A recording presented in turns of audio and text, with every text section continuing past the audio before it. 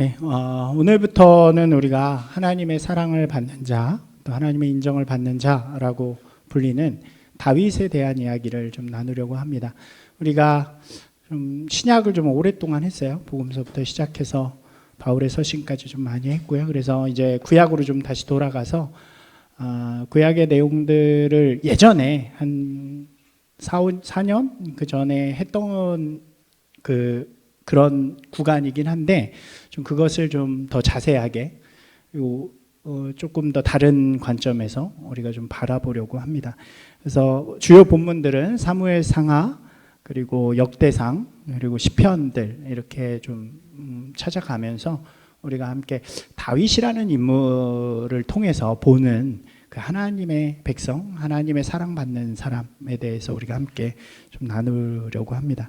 여러분들이 기대감을 가지시고 함께 이 말씀들을 좀 나누셨으면 좋겠습니다. 죄송합니다. 이스라엘의 역사 중에서 가장 중요한 인물을 꼽으라고 한다면 단연코 이 다윗이라는 인물을 꼽을 수 있을 것입니다. 그는 이스라엘 왕국의 그 대표, 그러니까 왕국을 대표하는 왕이었고 또 이스라엘이 하나님의 백성으로 살아가도록 하는 그 모습을 보여주는 정체성을 가장 잘 보여주는 사람이라고 할 수 있습니다. 그리고 좀 더 나아간다면 이스라엘 사람들이 기다리는 메시아의 표상이기도 하죠. 이러한 다윗의 모습이 그저 이스라엘 사람들 혹은 이스라엘의 역사뿐만이 아니라 우리 그리스도인들에게도 매우 중요한 모습이라고 할 수 있습니다. 그러니까 우리 서두에서 말씀드린 것처럼 하나님이 가장 사랑하신 사람 또 가장 인정한 사람이 이 다윗이라는 인물인데 왜 그는 이런 하나님의 인정을 받고 사랑을 받았을까? 어떠한 모습을 했길래 하나님께서 기뻐하시는 모습을 기뻐하시고 그를 사랑하셨을까? 우리가 이 말씀을 통해서 좀 바라보면서 우리의 모습을 그렇게 도전할 수 있는 거죠. 우선 우리가 다윗의 일대기를 들어가기 전에 그가 등장하던 시대의 모습들을 먼저 살펴보려고 합니다. 그러니까 다윗을 본격적으로 들어가기 전에요. 우리가 한 몇 시간이 있어야 돼요. 여러분 너무 조급하게 생각하지 마시고 천천히 다윗까지 가기까지를 우리가 잘 이해하는 분들이 되셨으면 좋겠습니다. 제가 강조하는 거잖아요. 어떤 말씀을 볼 때 그 말씀을 둘러싸고 있는 배경 그리고 맥락들을 잘 살펴야 이 말씀이 정말로 하고 싶은 이야기가 무엇인지를 우리가 발견하게 되는 거죠. 우리 이 다윗의 시대 속에서도 다윗이라는 인물이 왜 여기에 등장할까를 우리가 이해하는 것이 굉장히 중요하다고 할 수 있습니다. 그래서 오늘은 첫 번째 시간으로 다른 나라들 같이라는 제목으로 그 배경에 대해서 좀 살펴보려고 합니다. 우리가 보통 왕이 다스리는 시대를 왕정시대라고 부르잖아요. 이스라엘에게도 이 왕정시대가 도래하게 되었습니다. 그때 최초의 왕이 우리가 잘 아는 것처럼 사울이라는 왕이죠. 그런데 성경적인 관점, 특별히 역대기적인 관점으로 보면 사울은 왕이라기보다는 다윗에게 왕위를 전달하는 정도로 취급이 되어져요. 그러니까 진짜 왕은 다윗으로부터 시작한다라는 것이 이 역대기의 관점이고요. 그 관점들 속에서 보는 것이 굉장히 중요합니다. 이것은 다음에 우리가 좀 더 자세하게 이야기를 나누겠습니다. 이스라엘은 원래 왕이 다스리는 나라가 아니었잖아요. 그럼에도 불구하고 왕정시대가 시작되어지는 이유들이 있어요. 이것이 굉장히 중요한 성경에서 우리에게 전해주는 그 시대적 특징입니다. 우리가 이스라엘의 역사를 잠시 더듬어 올라가다 보면 창세기에 등장하는 인물들이 있죠. 아브라함, 이삭, 야곱과 같은 인물들인데 이때는 아직 민족이라는 개념으로 있던 때가 아니라 부족, 그러니까 가족으로 있는 때였죠. 가족의 종들, 함께한 사람들, 이 정도로 그래서 부족이라는 개념으로 존재하던 때입니다. 그렇기 때문에 이때 하나님께서 주신 약속들은 대부분이 너의 자손을 통해서 큰 민족을 이루겠다. 내가 너에게 약속한 땅을 주겠다라는 것이었죠. 그러니까 너의 후대에 가서 하나님의 나라를 이루겠다라는 약속을 주십니다. 그리고 본격적으로 민족을 이루게 되는 때는 언제일까요? 바로 애굽에서 탈출해서 이제 이 히브리라는 민족, 그 민족적인 특징 히브리족이라고 하는 그 사람들이 모세에 의해서 나오게 되고 그들이 지도자가 생기고 그들의 어떤 규율이 생기고 이러면서부터 민족이라는 혹은 나라라는 개념이 시작되었다라고 이야기할 수 있죠. 하나님께서는 아브라함의 자손들인 이 히브리인들, 이제 이스라엘이라고 불리게 되죠. 이스라엘에게 스스로를 계시하십니다. 그죠? 모세에게 먼저 나타나시고 그 모세를 통해서 이스라엘 사람들에게 자신을 드러내시게 되죠. 그 당시에 세상에서 가장 큰 권세라고 한다면 아마도 이집트, 애굽이라고 할 수 있을 것 같아요. 근데 하나님께서 나타나셔서 10가지의 재앙을 통해서 그 이집트를 완전히 쑥대밭을 만들어 놓는 거예요. 완전히 그냥 확 망가뜨려 버리시는 일들이 일어나는 거죠. 그리고 그것을 통해서 하나님의 권세, 하나님의 어떤 분이신가를 이스라엘 백성들에게 보여주세요. 그리고 더 나아가서 바다인 홍해를 딱 가르고 그곳을 이스라엘 백성들이 쫙 지나가고 그 뒤를 쫓아오던 애굽의 군사들이 다 죽게 되잖아요. 그러한 기적들을 통해서 하나님의 능력을 다시 한번 보여주시는 거죠. 하나님께서 이것을 보여주시는 이유는요, 먼저는 약속처럼 이스라엘 백성들을 구원하시고자 하는 것들이 있었고, 또 하나는 이스라엘에게 하나님이 어떤 분이신가를 보여주셔야 되는 거예요. 왜 그러냐면 우리가 오해를 하는 것 중에 하나가 이스라엘은 하나님을 잘 믿고 잘 안다는 거예요. 그런데 이 당시에 출애굽 당시에 이스라엘 사람들은요, 하나님에 대해서 몰랐어요. 그죠? 그의 조상 아브라함에게 나타나셨다라는 것, 혹은 약속이 있었다라는 것은 들었을지 모르겠지만 400년이라는 긴 시간 동안 이들은 하나님에 대해서 잊어버린 사람들이 되는 거죠. 하나님을 잘 모르는 사람들이었어요. 그렇기 때문에 하나님께서는 그러한 능력 권세를 통해서 또 그 시대에 가장 강하다고 하는 애굽을 무너뜨림을 통해서 하나님이 어떤 분이시라는 것을 보여주시는 거죠. 그리고 그들을 구원하십니다. 그리고 그들하고 약속을 맺기 시작하세요. 근데 이 약속이 우리 출애굽기 19장에 보면 그 약속의 내용들이 쭉 나오는데 약속을 어떻게 맺게 되는가. 근데 우리가 이렇게 생각할 수 있잖아요. 막 무너뜨리고 기적을 베푸셨어요. 그리고 너네 살려줬으니까 이제 너는 날 따르는 사람이 돼. 이런 방식이 아니고요. 하나님께서는 그들에게 제안을 하세요. 내가 이런 하나님인데 너희가 내 말을 듣고 나를 따르면 내가 너의 하나님이 되어줄 거야. 그리고 너희를 이 세상 가운데 나의 민족으로 삼고 이 세상 가운데 나를 보여주는 그런 민족으로 삼을 건데 너희들 그렇게 할래? 라고 말씀하세요. 그 장면이 출애굽기 19장 4절에서 등장하는데 제가 읽어드릴게요. 내가 애굽 사람에게 어떻게 행하였음과 내가 어떻게 독수리 날개로 너희를 업어 내게로 인도하였음을 너희가 보았느니라. 세계가 다 내게 속하였나니 너희가 내 말을 잘 듣고 내 언약을 지키면 너희는 모든 민족 중에서 내 소유가 되고 너희가 내게 대하여 제사장 나라가 되며 거룩한 백성이 되리라. 모세에게 하시는 말씀이에요. 너는 이 말을 이스라엘 자손에게 전할지니라 라고 이야기를 해요. 이 모세가 그 말을 받아서 이스라엘 사람들이 다 이렇게 있는 광야에서 이스라엘 사람들에게 이야기하는 거예요. 하나님께서 지금 애굽으로부터 이러한 놀라운 능력과 권세를 통해서 우리를 구원하시고 이러한 세상 만민을 다스리는 하나님께서 너희들에게 이렇게 말씀하신다. 너희들 이 언약을 맺을래? 이 계약을 체결할래? 라고 이제 묻는 거예요. 그러니까 이스라엘 백성들이 땅에 쫙 엎드리면서 뭐라고 이야기하냐면 저희가 그렇게 하겠습니다. 저희가 이제 하나님만을 따르는 사람들이 되겠습니다 라고 약속을 해요. 그 장면이 나옵니다. 그리고 나서 20장에 뭐가 등장을 하냐면 우리가 잘 아는 십계명을 받는 장면이 나오는 거예요. 이 모세가 홀로 이제 산으로 들어가고 하나님께서 이렇게 말씀하세요. 내가 너에게 이 계명을 줄 거야. 근데 너희 그것을 모든 사람이 보게 해주겠다.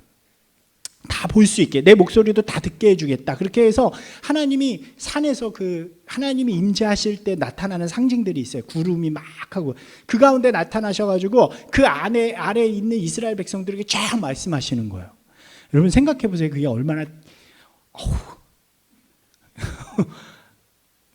저는 이런 말씀을 이렇게 읽고 할 때마다 좀 상상을 하는 편이에요. 근데 그 상상을 하면 얼마나 멋있었을까.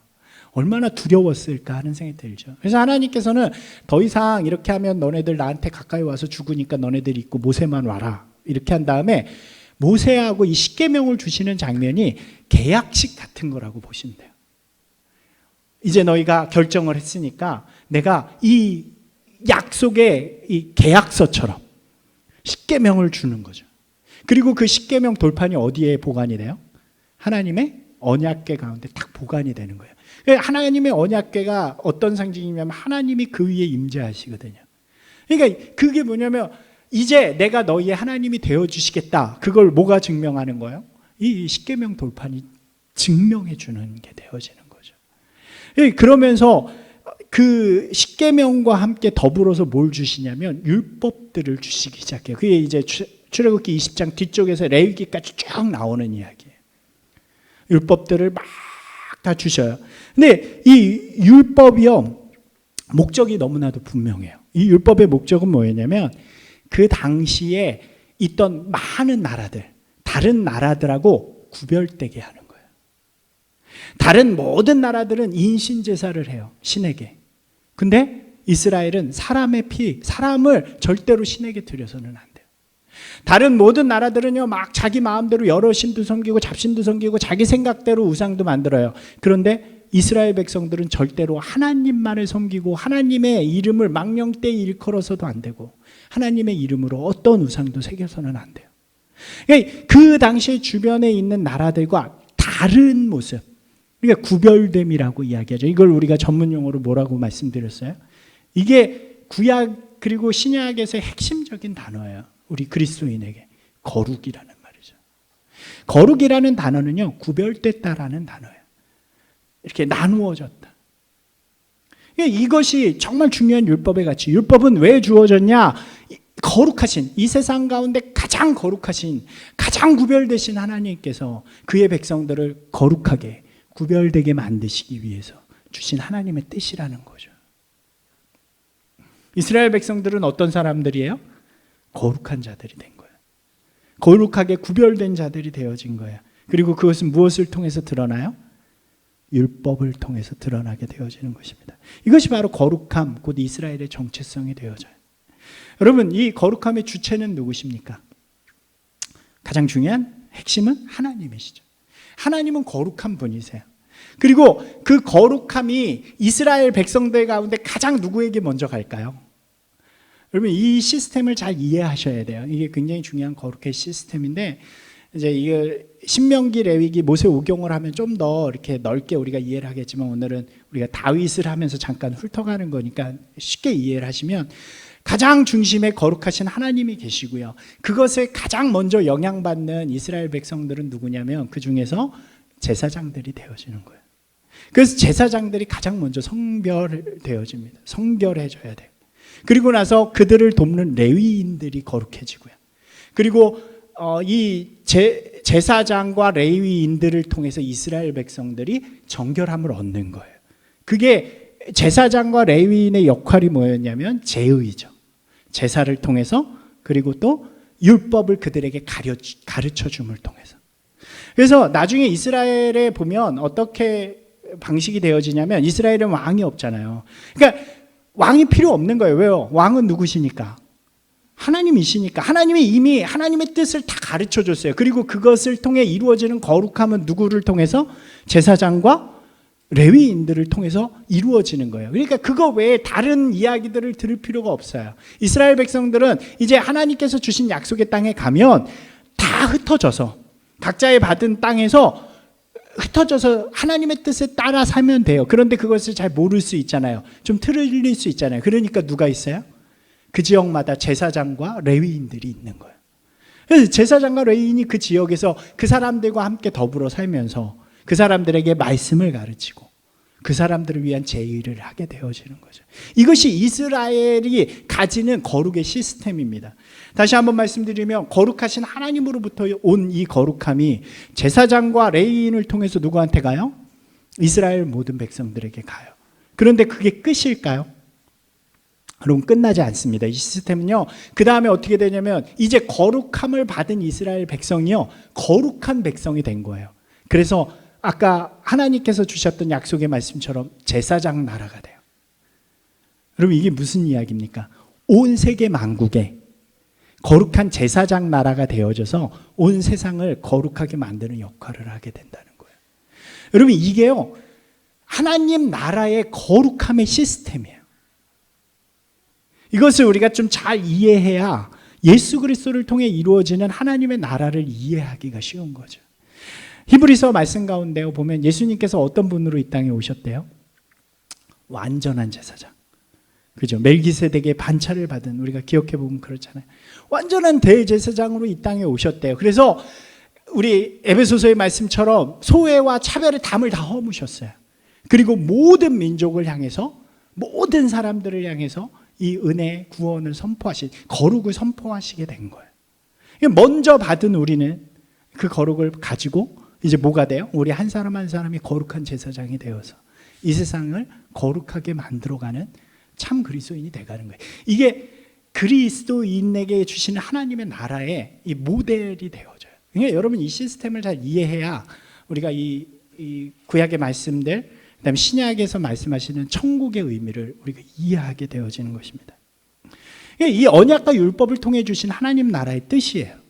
근데 이스라엘이 그것을 약속한 거예요. 벌써 이스라엘 백성들이요, 하나님께서 그렇게 말씀하셨을 때 예, 저희가 그걸 따르겠습니다 라고 이야기를 했어요. 근데 문제가 뭐냐면 이들은 이 시스템을 이해를 못했어요. 그냥 이들은 눈에 보이는 거, 저 하나님 엄청나게 강하신 분이네, 이집트를 다 무너뜨리고 애굽을 무너뜨리고 저 홍해를 가르시는 그 놀라운 힘이시네, 우리 저분을 따라가면 우리에게 좋은 일이 생기겠네, 그러고 엎드리는 거예요. 그러다 보니까 어떻게 돼요? 자기의 마음에 안 맞으면 그것을 지키질 않아요.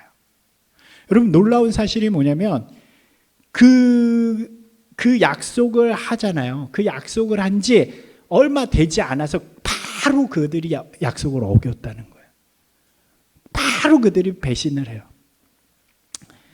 여러분 우리가 갖는 오해가 또 하나 있어요. 그게 뭐냐면 이스라엘이 율법을 참 잘 지켰다는 거예요. 여러분 생각 속에 이스라엘 그럼 율법 이렇게 생각이 되잖아요. 그런데 재밌는 건 뭐냐면 성경을 보다 보면 성경이 이스라엘의 율법을 제대로 지킨 때가 한 번도 없어요. 이게 참 재밌는 거예요. 이스라엘이 그토록 율법을 강조했지만 스스로 그것을 제대로 지켰던 때가 없어요. 이들이 심지어 율법을 받은 직후부터 범죄하기 시작해요. 그래서 40년 동안 광야를 떠돌게 되죠. 가나안을 정복한 이후에는요 더 심해졌어요. 가나안을 정복한 다음에는 지파별로 땅을 이렇게 받아서 다 각자 나눠져서 살게 되잖아요. 근데 그때 흩어져서 살 때 정말 심각한 모습을 보여줍니다. 그것을 집약적으로 보여주는 때가 어느 때냐면 사사시대라는 거예요. 그러니까 사사기를 우리가 읽을 때 그 관점으로 읽어야 돼요. 사사기는 영웅의 이야기가 절대로 아닙니다. 어떤 사람이 믿음이 좋아가지고 나와가지고 이렇게 사람들을 이끌어가지고 하나님의 인정을 받고 이런 이야기가 아니에요. 사사기는 이들이 얼마나 그 말씀을 버렸는가, 하나님과의 약속을 어긴 자들이 되었는가를 우리에게 보여주는 책이에요. 여러분 사사기가 본격적으로 시작되는 때가 2장 10절이거든요. 사사기 2장 10절 말씀을 제가 한번 읽어드릴게요. 이때가 언제냐면 이 앞에는 이제 여호수아의 마지막 때하고 이렇게 겹치는 거예요. 그리고 사사기 2장에 뭐가 시작이 되냐면 여호수아가 죽었다라고 시작을 해요. 그리고 나서 사사시대가 본격적으로 시작되는데 그 시작을 알리는 2장 10절이 이렇게 시작해요. 그 세대의 사람도 다 그 조상에게로 돌아갔고 그 후에 일어난 다른 세대는 여호와를 알지 못하며 여호와께서 이스라엘을 위하여 행하신 일도 알지 못하였더라. 여러분 한번 같이 해볼까요? 여호와를 알지 못하며 여호와께서 이스라엘을 위하여 행하신 일도 알지 못하였더라. 여러분 이게 놀라운 일이에요. 한 세대 만에 이게 이루어진 거예요. 가나안 정복을 한 여호수아의 세대, 그 투철한 신앙과 개척 정신을 가지고 이 가나안을 정복했던 그 세대가 몰락한, 이제 지나간 후에 단 한 세대 만에 어떤 일이 일어나냐면 그것을 아예 모르는 사람들이 되었어요. 여러분 기억해 보세요. 여호수아의 마지막 보별설교 혹시 기억나시나요? 여호수아가 마지막으로 이스라엘에게 뭐라고 이야기하냐면 여러분 제발 잊지 마십시오. 하나님이 어떤 분이신지 잊지 마십시오. 하나님께서 우리에게 어떤 일을 행하셨는지 잊지 마십시오. 이렇게 간절하게 호소를 해요. 근데 오늘 말씀은 어떻게 시작해요? 사사기의 말씀은 알지 못하였더라. 여호와를 알지도 못하고요. 그가 행하신 일이 무엇인지도 알지 못해요. 여러분, 이건 다르게 말하면요, 관심이 없었다는 거예요. 그러니까 그 뒤에 어떤 일이 일어날까요? 사사기 2장은 쭉 이렇게 이어져요. 그들이 그 땅의 신들을 섬기기 시작해요. 하나님이 아닌 그 신들을 섬기고요, 그들의 가치 가운데 살기 시작해요. 땅의 가치, 욕심의 가치, 욕망의 가치로 살아가기 시작해요. 그러다 보니까 어떤 일이 일어나냐면, 그들과 함께 살아가면서 그들을 거룩하게 해야 되는 레위인과 제사장들의 역할이 없어지는 거예요. 그들은요, 다른 사람들은 다 기업을 받잖아요. 제사장과 레위인은 기업을 받지 못해요. 그래서 어떻게 해야 되냐면, 그 지역을 거룩하게 하는 그것을 이 사람들이 존중하고 인정하면서 자신들이 11조를 그들에게 드리는 거예요. 근데 11조를 안 내요. 이들이 타락해져 가니까요, 역할이 없어지니까 이들도 같이 타락해져 가는 거예요. 하나님의 나라를 지탱해야 하는 제사장과 레위인들도 타락해져 버려요. 그러니까 하나님으로부터 시작했어요. 그리고 제사장과 레위인, 그리고 백성들에게까지 이루어지는 거룩의 모습이요, 이 시스템이 다 파괴되기 시작하는 거예요. 왜요? 백성들은 하나님한테 관심이 없고, 제사장과 레위인들은 자기 살기 바빠서 타락해져 가는 거예요. 여러분, 이 붕괴로 말미암아 사사기에는 놀라운 이야기가 등장하죠. 여러분, 제가 예전에 한번 설교 시간에 나누었던 기억이 있는데, 이 사사기 뒤에 보면요, 되게 이상한 이야기가 2개 등장한다고 말씀드렸잖아요. 혹시 기억하시나요? 사사기 뒷부분에 우리가 아는 사사들 한번 얘기해 보시겠어요? 삼손, 기드온, 드보라, 입다, 이런 사람들이잖아요. 근데 이런 사람들의 패턴은 똑같아요. 백성이 죄를 저질러요. 그래가지고 하나님이 외면했어요. 그리고 고난을 받아요. 너무 힘드니까 하나님의 옆에 부르짖어요. 그러면은 하나님께서 그 중에서 한 명을 일으키셔서 그가 사사가 되어 이스라엘을 구원하는 거예요. 그리고 이스라엘의 샬롬, 평화를 선포하는, 이게 지루할 정도로 다 반복이 되잖아요. 그런데 아주 이상한 이야기가 사사기 뒤에 등장을 해요. 2가지 이야기가. 이거는 읽으면 이게 뭐야? 라고 하는 거예요. 근데 여러분, 이 관점에서 이 이야기를 읽으면요, 다르게 보여요. 여러분들이 오늘 자세히 그 얘기는 안 하니까요, 여러분들이 한번 보시면 좋겠어요. 간단하게만 말씀드릴게요. 이 이야기예요. 첫 번째 이야기는요, 어떤 사람의 집에, 미가라는 한 사람의 집에, 이 사람이 부자였는데 잘못을 저질러요. 그래가지고 그것을 좀 회복하려고 레위인 중에 한 명을 자기네 집 제사장으로 삼아요. 그러니까 여기 이상하죠. 하여튼 시작부터 이상해요. 자기의 집 제사장, 이런 말이 이상하잖아요. 이상해야 돼요, 여러분. 이 이야기가 되게 이상한 거예요. 집에 제사장으로 삼아요. 근데 그 집에는요, 이렇게 제단을 만들어 놨는데 되게 웃겨요. 자기 집에서 주로 모시는 가신, 집신들, 별 우상들이 다 있는데 거기에 하나님을 모시는 제사장이 오는 거예요. 이상하지 않나요? 하여튼 이상한 거예요. 근데 그가 이 사람도 가난하고 떠돌아다니던 사람이었어요. 그런 자기한테 보수를 주면서, 돈을 주면서 집 제사장을 시키니까 얼마나 좋아요. 먹을 거 걱정 안 하고. 근데 그때 마침 이제 땅을 찾아 떠나는 단 지파가 그곳을 지나가게 되고, 그곳에 보물들이 많은 것을 알게 되고, 나중에 다시 와서 그것을 다 약탈해 가요. 근데 그것을 누가 지키냐면 이 제사장이 지키잖아요.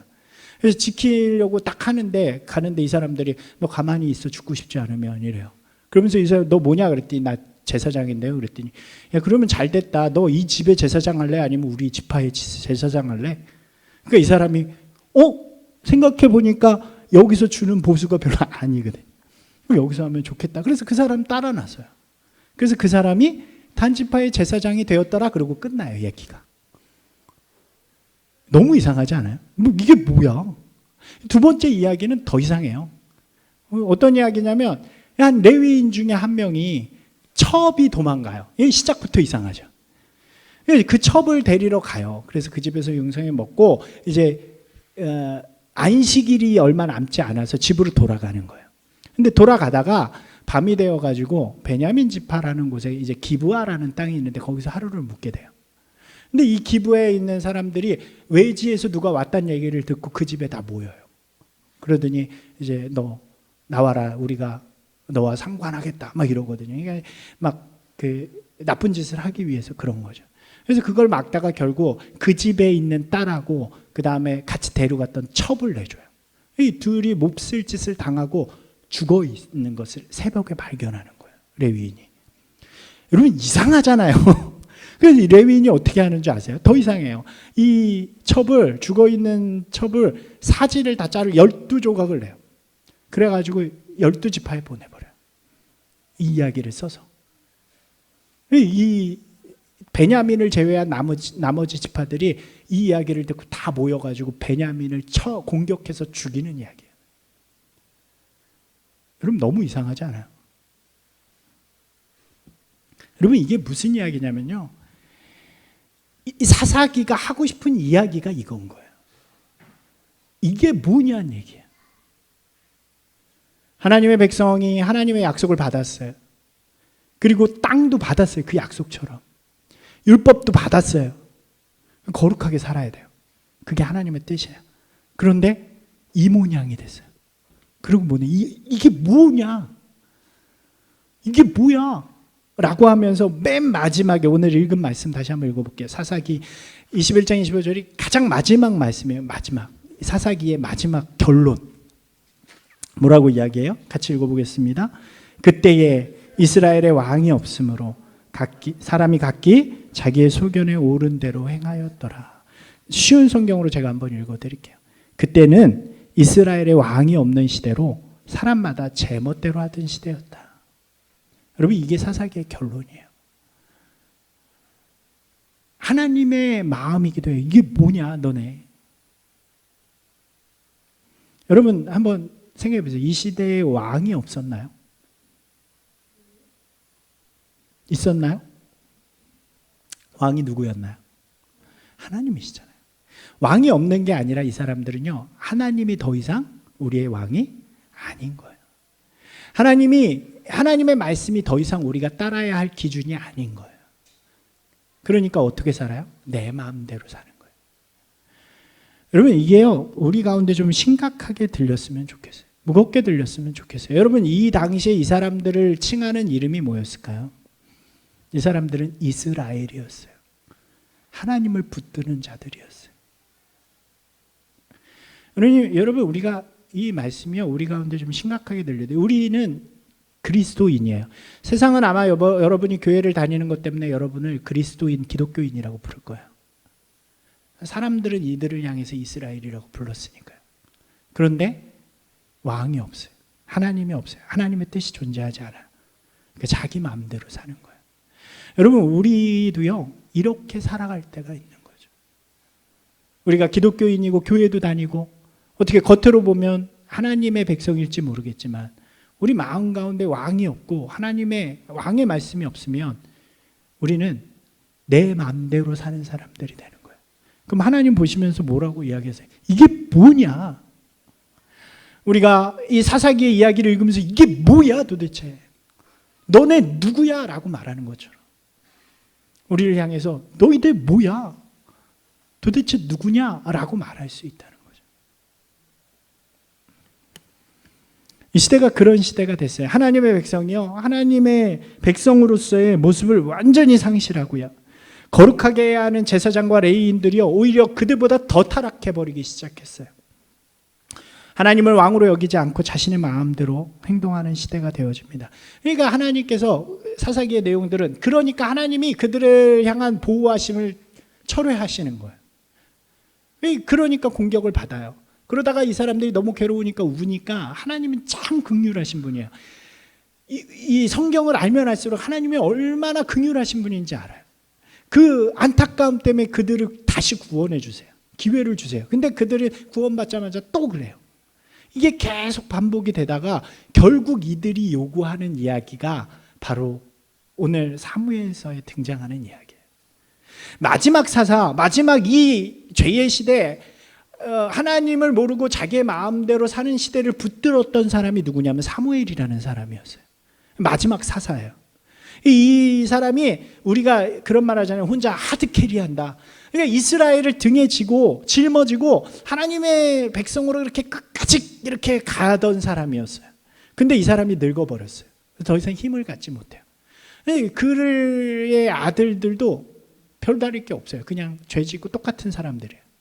그러니까 백성들이 이러는 거예요. 우리 더 이상 못 참겠습니다.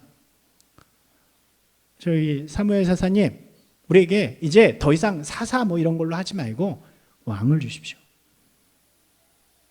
우리에게 왕이 필요합니다. 우리를 위해 나가서 싸워서. 그러니까 여러분, 우리 한번 생각해 보시면 좋겠어요. 똑같은 일이 반복이에요. 사사기에서 큰 사사로만 6명. 똑같은 일이 반복되면 백성들이 이걸 보면서 어떻게 해야 될까요? 뭔가 해답을 찾아야 되잖아요. 우리가 똑같은 일을 계속 당하는 거 보니까 이게 뭔가 우리가 문제가 있나 보다 이렇게 생각을 해야죠. 우리가 뭔가를 변화시켜야겠다 이렇게 생각을 해야 하고 해답을 찾아야 되는데 이들은요, 해답을 엉뚱한 데 가서 찾은 거예요. 보니까 옆에 나라들 보니까 우리가 없는 게 있어. 그게 뭐예요? 왕. 왕이 없네? 왕이 있으면 우리를 위해서 저 사람들하고 싸워줄 거야. 또 뭐가 없냐면 군대가 없어요. 왕의 군대가 있으면 우리를 막아줄 거야. 그래서 그렇게 이야기하는 거예요. 이제 사무엘님, 더 이상 사사 말고 우리에게 저 나라들처럼 우리도 왕을 주세요. 그래서 그 왕이 우리를 위해서 나가서 싸우고 우리를 대신해서 저 적군들을 막게 해주세요. 이렇게 이야기를 해요. 이 사무엘서 8장 5절의 말씀이에요. 제가 한번 읽어드릴게요. 그에게 이르되 보소서, 당신은 늙고 당신의 아들들은 당신의 행위를 따르지 아니하니 모든 나라와 같이 우리에게 왕을 세워 우리를 다스리게 하소서 한지라. 사무엘이요, 이 이야기를 들어요. 얼마나 가슴이 아팠겠어요. 얼마나 속상하겠어요. 왜? 사무엘은 하나님의 뜻을 아는 사람이었으니까. 그래서 그 마음, 아픈 마음을 가지고 하나님 앞에 가요. 그래서 하나님, 이들이 이런 말을 하는데 어떻게 하면 좋아요? 그랬더니 하나님 뭐라고 그러시냐면, 저들이 어리석어서 그렇다. 이미 우리가 가진 시스템, 이 시스템이 너무 좋잖아요. 자유하잖아요. 누구한테 억압받지도 않아요. 그냥 왕도 없어요. 이 계급사회도 아니에요. 그냥 우리에게 주신 땅에서 그 땅을 일구면서 우리에게 주신 말씀대로 살면 되는 제일 좋은 제도예요. 우리를 거룩하게 해주는 사람들에게 우리의 것을 나눠주면서 사는 아름다운 제도예요. 그런데 저 사람들이 어리석어서 그걸 몰라서 그래. 인간의 왕의 제도가 생기면 얼마나 어떤 일이 일어나는지 좀 알려줘라고 말씀하세요. 사무엘이 그들 앞에 가서 다시 이야기를 하는 거예요. 여러분, 인간의 왕이 생기면 어떤 일이 일어나는지 아세요? 여러분이 잘못 알고 있는 거예요. 그들은요, 여러분의 소산을 뺏어갈 거예요. 여러분들의 자녀는요, 아들들은요, 다 그 왕에게 가서 그의 병거를 끌고 그의 군사가 돼서 전쟁의 맨 앞에 서야 돼요. 여러분의 딸들은요, 그 왕궁으로 끌려가서 거기서 요리하고 사람들을 대접하는 그런 일들을 해야 돼요. 여러분의 땅은요, 더 이상 여러분의 땅이 아니에요. 그가 원하는 이들을 위해서 여러분의 소산을 다 내어주어야 돼요. 여러분, 그래도 좋아요? 그럴 텐데 어떻게 할 거예요? 그래도 이 왕을 요구할 거예요? 이렇게 물어요. 그때 오늘 말씀을 이야기하는 거예요. 19절, 20절 오늘 우리가 읽은 말씀이에요. 주보에 있는 말씀 한번 같이 읽어볼까요? 19절, 20절. 백성이 사무엘의 말 듣기를 거절하여 이르되 아니로소이다. 우리도 우리 왕이 있어야 하리니 우리도 다른 나라들 같이 되어 우리 왕이 우리를 다스리며 우리 앞에 나가서 우리의 싸움을 싸워야 할 것이니이다. 여러분, 여기에 진짜 중요한 말이 등장하죠. 우리도 다른 나라들 같이 돼요. 여러분, 이게 정점인 거예요. 정점. 그냥 조금씩 배신을 했어요. 조금씩 말을 안 따랐어요. 하나님 아닌 다른 신을 조금씩 섬겼어요. 하나님의 말씀을 조금씩 어겼어요. 그러다 보니 그게 쌓였어요. 근데 최종적으로 어디까지 와요? 이제 우리도 다른 나라들처럼 될 거예요. 여러분, 제가 처음에 말씀드렸잖아요. 이스라엘의 정체성은 뭐라고요? 거룩함, 구별됨. 근데 이들이 이제 이야기하는 거예요. 저희 이제 더 이상 구별 안 할래요. 구별되지 않을래요. 여러분 이 얘기가 뭐예요?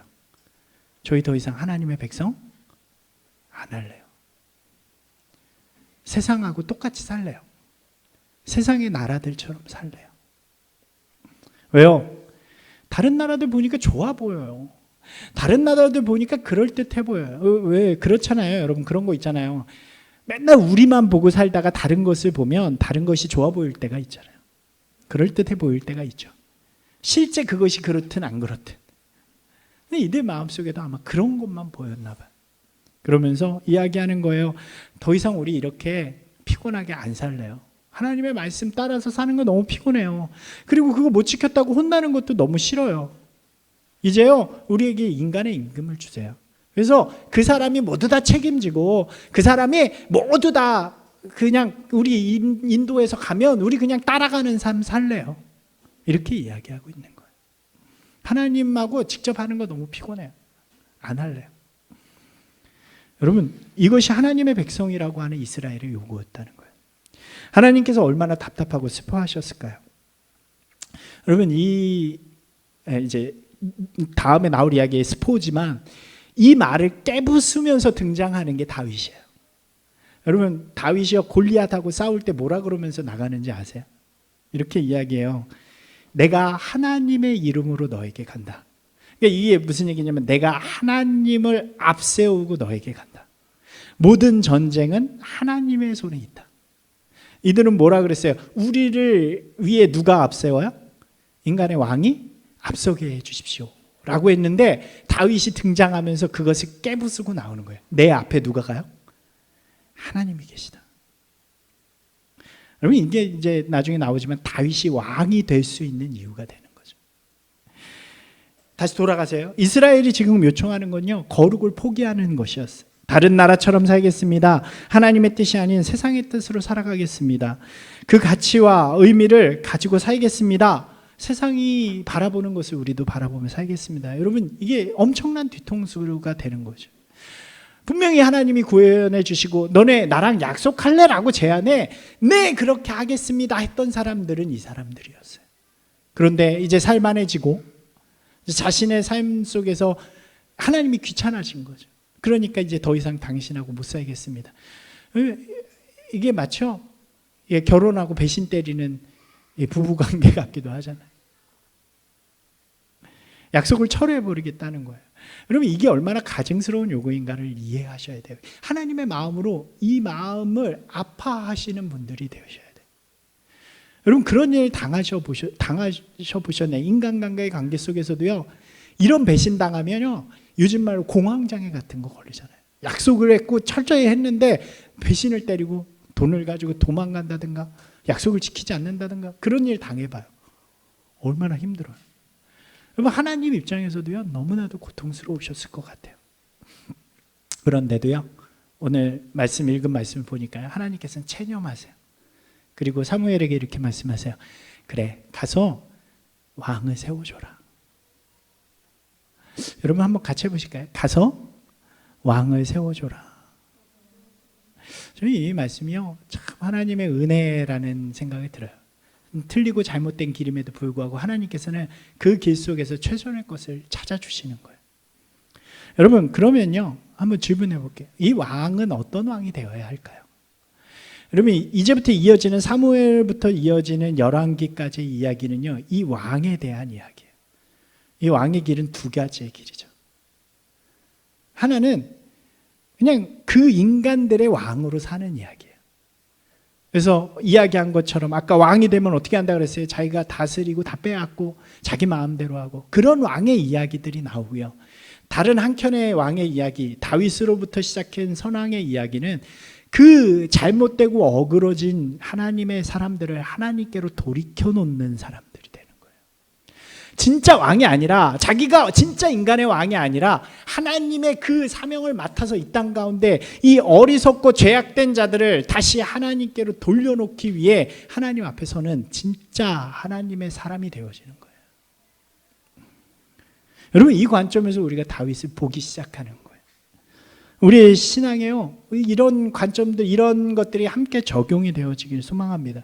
제가 처음 시작하는 이제 이어질 거예요. 오늘 서론은 여기까지인데 이어지는 이야기들 속에서 두 가지 질문을 제가 주보에도 적어놨어요. 여러분들이 이 질문 가운데 함께 서셨으면 좋겠어요. 첫 번째 질문은 그거예요. 나는 거룩한가? 우리는 아직 거룩한가?